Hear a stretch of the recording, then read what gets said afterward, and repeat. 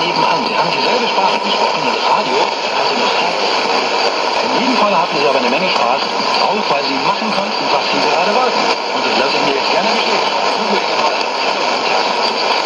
Hugo ist gelernter Theaterschauspieler. Das war er. Sie waren von 1963 in Normas an die Unternehmen, also meine Kollegen waren auch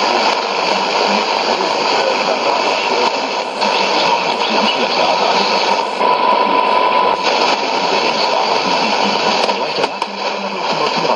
Ja, das hat sich dann so ergeben. Nach 7 Jahren Schülertheater habe ich dann gedacht, ich muss mal was anderes machen. Und dann habe ich dann bei Frank Elstner beworben, der damals Chef war, der mich auch, ich weiß auch nicht, warum sofort genommen hat, war